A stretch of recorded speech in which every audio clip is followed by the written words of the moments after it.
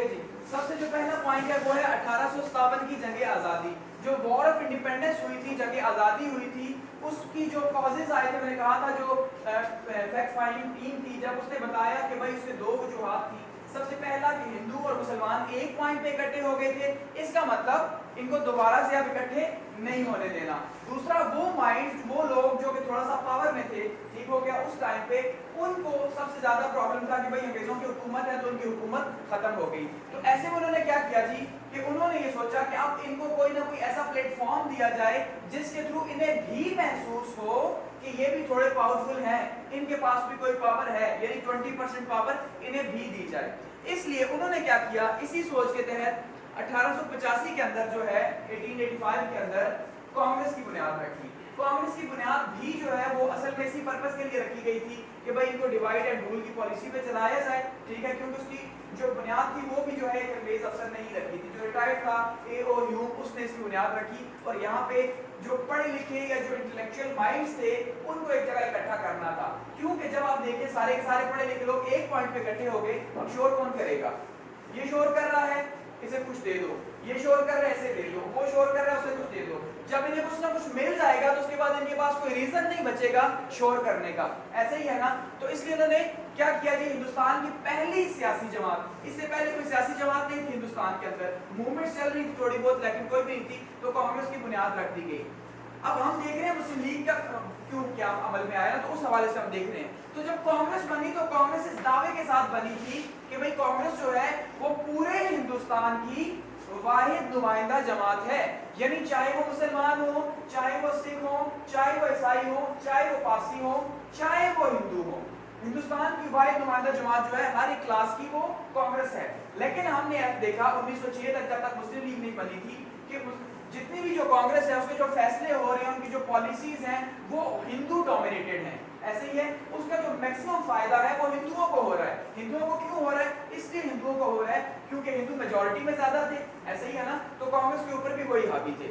इस वजह से मुसलमानों ने ये सोचा कि भाई इन्हें जो है अगर स्ट्रगल करनी है तो इन्हें भी जो है अपनी एक सियासी जमात बनानी पड़ेगी। उसके बाद हमने देखा 1905 में तकसीम बंगाल हुआ। बंगाल जो है वो एक बहुत बड़ा एरिया था, तकरीबन कोई 49,000 मुरब्बा किलोमीटर का इलाका था, ठीक है।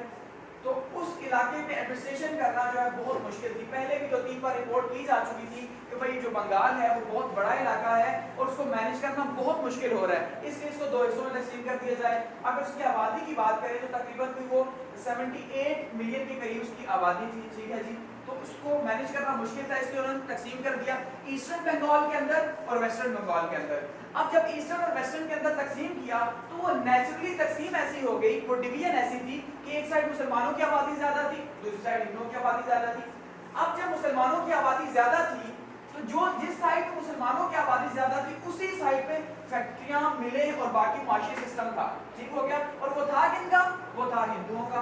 हिंदुओं का मुसलमानों की साइड, क्योंकि समंदर की साइड को एरिया लगता था तो वहां पर उन्होंने फैक्ट्री और मिलें वगैरह बनाई हुई थी। तो हिंदुओं को सामने नजर आना शुरू हो गया कि इसका सीधा सीधा मतलब क्या है? मुसलमानों की इंपावरमेंट। तो वो तो चाहते नहीं कि मुसलमानों की इंपावरमेंट हो, ऐसे ही है ना। तो इसलिए उन्होंने क्या किया, उन्होंने शोर शुरू कर दिया, उन्होंने कहा भाई हमें ये कबूल नहीं। उन्होंने उस टाइम पे ये कहा कि भाई ये मुसलमानों को और हिंदुओं को आपस में लड़वाने की कोशिश है, ये डिवाइड एंड रूल की पॉलिसी है, इसलिए जो है हम इसे एक्सेप्ट नहीं करते। और उन्होंने मूवमेंट स्टार्ट कर दी। 6 साल तक मूवमेंट चलती रही। 1911 के अंदर जो है ये जो तकसीम हुई थी उसको कैंसिल कर दिया गया, ठीक है। 1911 बनकर थी, क्यों? क्योंकि उन्हें पता था कि हिंदुस्तान के अंदर अगर हिंदुओं को इन्होंने नाराज कर दिया गोरों ने, तो फिर क्या होगा, वहां पर हुकूमत करना पॉसिबल नहीं होगा। जी सर, ऐसी बात है। उसके बाद क्या हुआ, 1906 के अंदर ही 1906 मुस्लिम लीग बनी। शिमला वफ्द जो है, शिमला वफ्द जो है वो सर आगा खान की क़यादत में वो लॉर्ड मंटो से मिलने शिमला गया, ठीक हो गया। जो गर्मियां होती थी, गर्मियों में क्या होता है कि वो अपना कैपिटल ट्रांसफर कर देते हैं शिमला के अंदर, ठीक है। तो वहां पे क्योंकि मौसम ठंडा होता है, जैसे हमारा मरी है वैसे उनका शिमला है, तो वहां पे वो बैठक लगती है। तो वहां मुसलमानों का वफ्द किससे मिलने गया? लॉर्ड मंटो से। अब जाके लॉर्ड मंटो से कहा सर बात ऐसी है, हम आपके पास कुछ मुतालबात लेके आए हैं और बहुत जेन्युइन मुतालबात हैं, प्लीज आप पहले सुन लें, अगर आपको लगे कि वो हक पे हैं तो आप उन्हें मान लीजिएगा। कहा जी बताएं क्या है? कहा सबसे पहली बात, हमें सेपरेट इलेक्शन का सिस्टम दें।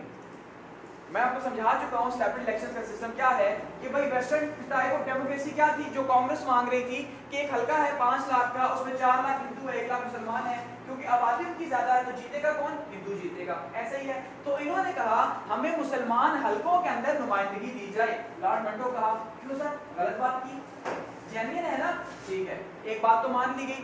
दूसरी बात ये है सर कि हमें गवर्नमेंट सेक्टर की जो जॉब्स हैं उनमें कोई हमारा हिस्सा ही नहीं है सर, हम भी आखिर अहमियत रखते हैं, हमें कोई हिस्सा दिया जाए।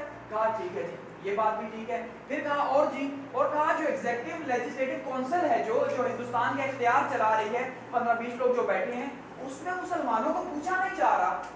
तो मुसलमान जो है यहाँ पे इतनी बड़ी आबादी है तो हमें वहाँ पे भी हक चाहिए। सर ये बातें क्या जेन्युइन है? तो सर आप मानेंगे? तो वायसराय ने कहा आपकी बातें जो हैं आगे पहुंचाई जाएंगी और इन पे अमल भी किया जाएगा। और वाकई में ऐसा ही हुआ कि 1909 में जो है मंटो मार्ले रिफॉर्म्स आई तो उन्होंने मुसलमानों का जो सेपरेट इलेक्शंस का हक था वो मान लिया गया और ये मुसलमानों के लिए बहुत बड़ी अचीवमेंट थी। तो जब ये वफ्द जो है शिमला के मकाम पे गया, उसके बाद जब ये वापस आया, वापस आके इसने बात की तो पूछा गया हाँ भाई बताओ क्या हुआ? कहा भाई वाह यार, मान ली गई हमारी बातें। कहा अच्छा, कहा इसका मतलब ये है अगर हम इसे और ज्यादा जो है वो एक पैटर्नाइज वे के अंदर करें तो ज्यादा फायदा होगा। कहा तो क्या कैसे? कहा तो ऐसा करते हैं, हम एक सियासी जमात बनाते हैं जहाँ पे सियासत के मुताबिक बात होगी, जहाँ पे और जो है हम अंग्रेजों के करीब होने की कोशिश करेंगे। कहा ठीक है। तो ऐसे में जो है वो 16 दिसंबर को मुस्लिम लीग की 1906 को मुस्लिम लीग की बुनियाद रख दी गई। ठीक हो गया। और सर आगा खान III को इसका पहला सदर बना दिया गया। ये वो बैकग्राउंड है जिस वजह से मुस्लिम लीग का कयाम अमल में लाया गया। अब आगे चलते हैं। अब देखते हैं कि मुस्लिम लीग तो कायम हो गई, ठीक हो गया। अब उसके जो एम्स थे वो क्या थे? जो मुस्लिम लीग के एम्स जो थे या उसके मकासद जो थे वो क्या थे, किस वजह से बनाई गई? तो उसमें 2 से 3 पॉइंट्स जो बहुत इंपॉर्टेंट है। सबसे पहला पॉइंट क्या था जी? पॉइंट नंबर 1, मुसलमानों के मफादात का तहफ्फुज या मुसलमानों के हुकूक का तहफ्फुज। मुस्लिम लीग इसलिए बनाएगी कि मुसलमानों की वाहिद नुमाइंदा जमात होगी, ऐसे ही है, और क्या करेगी? मुसलमानों के मफादात का तहफ्फुज करेगी, ऐसे सर मफादात का तहफ्फुज करेगी। दूसरा क्या था?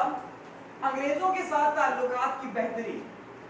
कोशिश ये की जाएगी कि मुसलमानों के जो ताल्लुकात हैं जो अंग्रेजों के साथ अच्छे नहीं हैं, इसी वजह से उन्हें कोई पोजीशन नहीं मिल रही, उन ताल्लुकात को बस क्या किया जाएगा? बेहतर किया जाएगा ताकि ताल्लुकात अच्छे हो सके अंग्रेजों के साथ। थर्ड में क्या किया जी? मुसलमानों का दूसरी कौमियतों के साथ ताल्लुक जो है वो बेहतर बनाया जाएगा। यानी मुसलमान जो थे अब वो अकेले हो गए थे, आइसोलेट हो चुके थे हिंदुस्तान के अंदर, ठीक है। अब जब आप आइसोलेशन में जाते हैं तो आपकी ग्रोथ रुक जाती है, ऐसा ही है। यहाँ पे लेट्स सपोज आप में से कोई ऐसा बंदा है जो इंट्रोवर्ट है, ठीक हो गया, जिसको ज्यादातर अपने आप में रहना पसंद है, बाहर किसी से बात नहीं करता, तो उसकी ग्रोथ रुक जाएगी, ठीक है। ऐसा बंदा जो एक्सट्रोवर्ट है, दूसरों से बात करता है, उसकी ग्रोथ ज्यादा होगी क्योंकि उसके पास आइडियाज आ रहे हैं, शेयर हो रहे हैं, आगे जा रहे हैं, नॉलेज उसका फैल रहा है। तो वैसे ही यहाँ पे मुसलमान दूसरी कौमियतों को भी अपना दुश्मन समझना शुरू हो गए। तो मुस्लिम लीग का मकसद ये था कि दूसरी कौमियतें जो है उनके साथ जो दोस्ती है उसको बढ़ाना है। तो ये 3 ऑब्जेक्टिव थे मुस्लिम लीग के बनाने के, ठीक हो गया जी। उसके बाद हम देखते हैं अब ये बन गई, तो क्या मुस्लिम लीग ने कुछ अचीव भी किया? क्या मुस्लिम लीग कहीं पे कामयाब भी हुई? ठीक है, या मुस्लिम लीग के अचीवमेंट्स देखते हैं। बना तो दी गई, या मुस्लिम लीग ने क्या रोल प्ले किया, ऐसा ही है। अगर हम बात करें मुस्लिम लीग के अचीवमेंट्स की तो उसमें सबसे पहले नंबर पे है मंटो मार्ले रिफॉर्म्स 1909। इसमें हमने ये देखा कि वो जो सेपरेट इलेक्शन जो मांगे थे मुसलमानों ने उनको मान लिया गया, ऐसे ही है। वो के बाद पहले हुई थी, लेकिन हम इसे मुस्लिम लीग की अचीवमेंट ही कहेंगे कि मुस्लिम लीग जो है जब एक जगह एक पॉइंट पे इकट्ठी हुई तो उन्होंने भी देखा, तो उन्होंने क्या किया जी? उन्होंने मान लिया और कहा भाई ठीक है, मुसलमानों को हम हक देते हैं अलग से इलेक्शन लड़ने का। दूसरा हमने देखा 1913 के अंदर जो है 1913 के अंदर बुनियादी मकासद में चेंजिंग कर दी गई, ठीक है सर। मुस्लिम लीग का जो बुनियादी मकासद थे वो ये वाले थे, ये तहफ्फुज़ और ये 3 पॉइंट्स थे। इनको क्या किया गया? इनमें चेंजिंग कर दी गई और ये कहा गया कि आज से जो मुस्लिम लीग है वो भी पावर पॉलिटिक्स करेगी। क्या करेगी? Power politics. सर कुछ आइडिया है पावर पॉलिटिक्स का? यस। अब इसकी कोशिश ये होगी कि ये इक़्तिदार में आने की कोशिश करेगी, ये भी इलेक्शंस की तरफ जाएगी और मुसलमानों के हकूक़ के लिए खड़ी होगी, ठीक हो गया।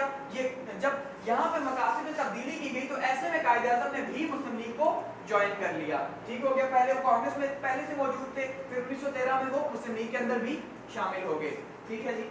اس کے بعد ہم نے دیکھا مسلم لیگ کی ایک اور اچیومنٹ لکھنؤ پیکٹ ہوا، ٹھیک ہے، اس کو قائد اعظم کی بھی کہا جاتا ہے اچیومنٹ مسلم لیگ کی بھی، کہ یہ جو لکھنؤ پیکٹ ہوا، معاہدہ لکھنؤ ہوا، جس میں مسلم لیگ اور کانگریس جو ہے دونوں ایک پیج پہ آ گئے، ٹھیک ہو گیا۔ مسلم لیگ نے کہا بھائی ہم کچھ چیزیں چھوڑتے ہیں، کانگریس نے کچھ ہم چھوڑتے ہیں، ایک پوائنٹ پہ اکٹھے ہوتے ہیں تاکہ انگریزوں کو ٹف ٹائم دیا جا سکے۔ ایسے ہی ہے نا، جب دو لوگ اکٹھے ہو جائیں گے تو تیسرے کے لیے مشکل ہو جائے گی، تو ویسے ہی انہوں نے ٹف ٹائم دینے کے لیے مسلم لیگ کو دونوں اکٹھے ہو گئے۔